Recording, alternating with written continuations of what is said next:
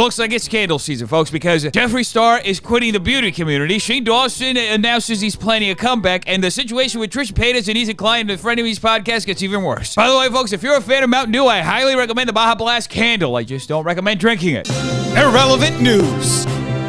Jeffree Star is quitting the beauty community. Jeffree Star reveals his biggest regret about involvement in childish YouTube scandals. Folks, I don't get it. What the hell would lead Jeffree Star to think that YouTube drama is childish? Jeez. Honestly, I keep to myself and don't really engage in the beauty world anymore, the vlogger reveals. I have zero contact with all those people. As the saying goes, keep your enemies close and your friends as far away as possible. And speaking of Jeffree Star's friends, Dawson announced that he will soon make a return to YouTube. Dad's left the house. Heart. P.S. I know I haven't posted a video in a long time, and I promise it's not because I don't want to. I'm just trying to stay in a good mindset and be happy. I promise I'm not going to abandon my channel after 15 years of creating. Well, good for Shane. I think all this reflection helped him realize that he still has a few more apologies in him. Just been reevaluating my life the last year and figuring out what I want to do with it. Life is short and I'm grateful for every second of it. Hope you guys are doing well. Miss you. Well, that is such a sweet message from Shane Dawson, especially considering what we're all going through right now, folks. I mean, the Frenemies podcast is falling apart, folks. How are we supposed to be well when the beef has extended itself for over 48 hours? Okay, I'm starting to get upset about all of this. Our crew is getting hate from Trisha's fans on their personal accounts, and I am losing my cool. The crew has done nothing but support her and work their butts off every week, and the treatment they're getting is unacceptable. Ethan tweeted that out after Trisha Paytas uploaded their second video addressing the whole situation with the end of the Frenemies podcast, folks. And since then, at least 5 more videos have been uploaded to their channels, which means that on a scale of 1 to 10, this drama is napalm. While Trisha keeps complaining about money, every single cent I've ever made from Frenemies is tied up in Frenemies merch that doesn't come out for another month, of which she will still get 50% of the profits paid for, designed, produced by us.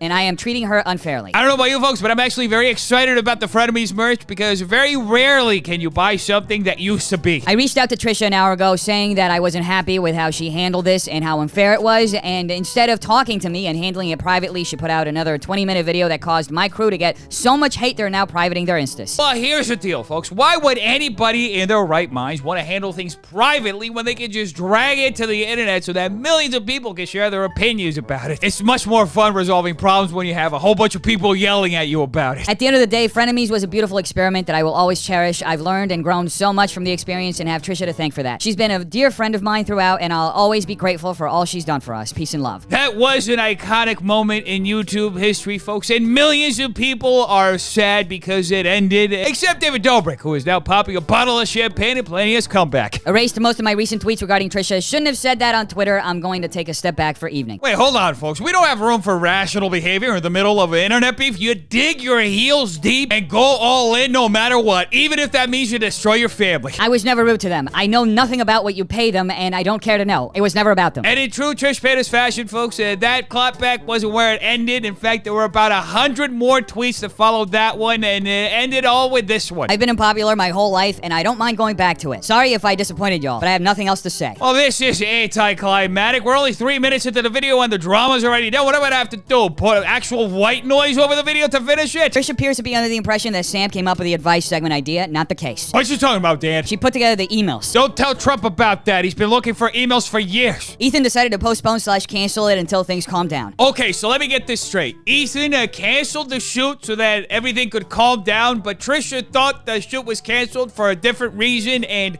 I am just pure confusion. Makes sense. Everybody hates me right now, and this is the first time where I've been like canceled, I guess, where it like hurts.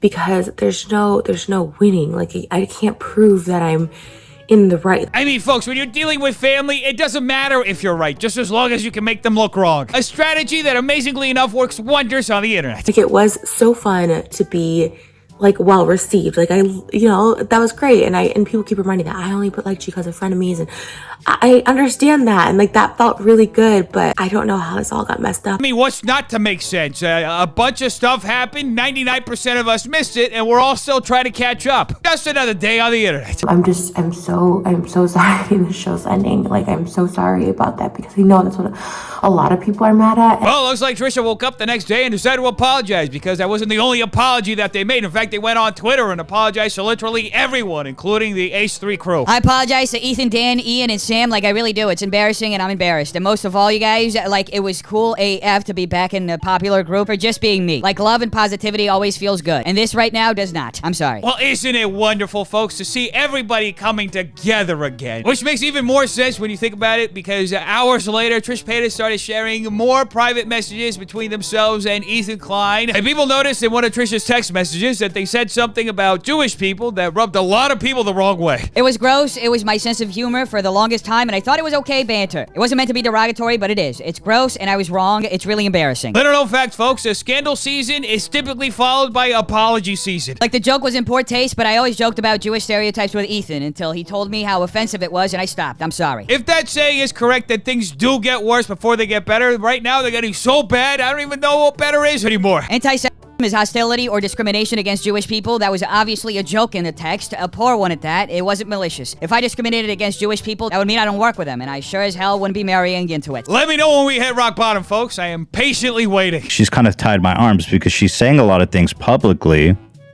that I feel I need to make some corrections on. And I want to do this in a way that's respectful to her, because my intention is not to like burn the bridge or to blast or anything like that.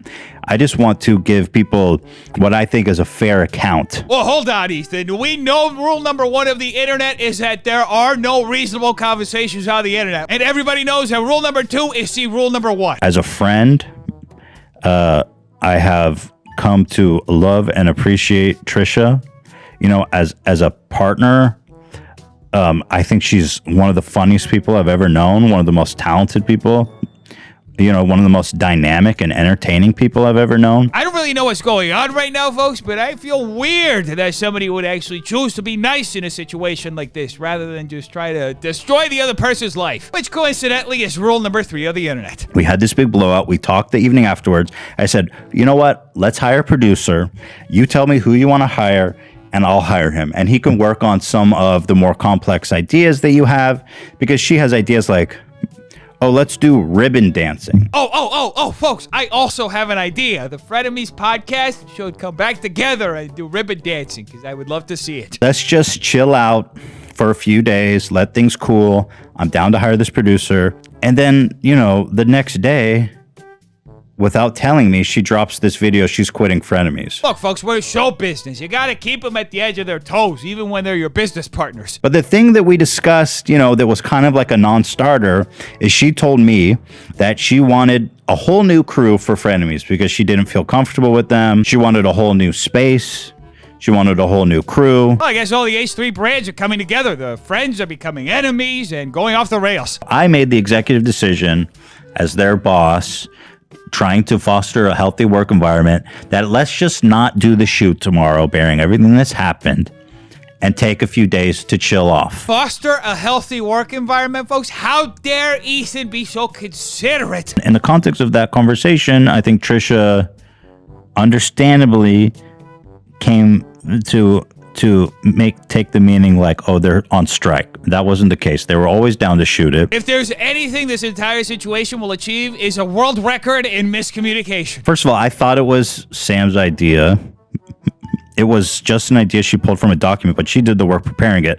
I don't think it really matters whose idea it was. The fact that Trisha was just going to sit there and trash their work was kind of unacceptable to me, because ultimately I have to create a safe work environment for my employees. Let's be honest, folks. Thinking about the well-being of the people around you is kind of overrated. In fact, we need more narcissists in the world, like soon-to-be retired YouTuber Keemstar and his girlfriend, Gabby Hanna. Anyway, folks, Trisha responded to Ethan's video with a whole bunch of tweets and then later published this video reacting to it. The fact that he keeps bringing this up and like Trisha essentially wanted to fire the whole crew, like that pisses me off. It pisses me off, and this is why I like lose respect for him as a person, and it sucks. Like, it sucks. I mean, I don't care if everyone's lost respect for me. I literally do, because that is just such a bold-faced lie. From the looks of it, folks, 2021 will break all records for the lengthiest or dramatic situations, because it doesn't seem like any of these are going to end anytime soon. He's such a liar, and he's like, this is such a lie and that he keeps perpetuating this. This is what he keeps saying. I've never once said, let's fire the crew. Never once said that. The biggest takeaway from this whole situation, folks, is that it's going to be an interesting Thanksgiving for their whole family. Wonder who they're going to put at the kids' table. Hey, speaking of children, Face Banks and Logan Paul's little man, Mike Ballsack, reacted to the end of the Frenemies podcast. Unfortunately,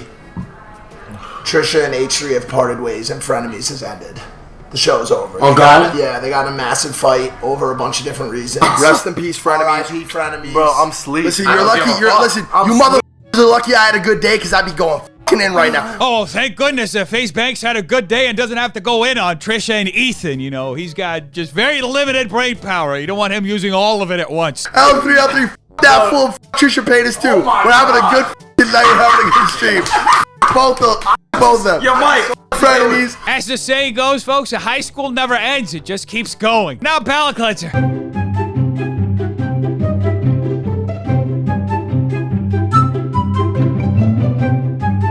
Anyway, defenders, make sure you like and subscribe for more videos like this. If you like, will be another brilliant take from Face Banks. Tell me in the comments down below what you think I want to know. Check out these videos right here. They're good too. Make sure you're drinking lots of water, taking the vaccine, and staying away from stupid people. Have an amazing day, defenders. I love all of you. Peace.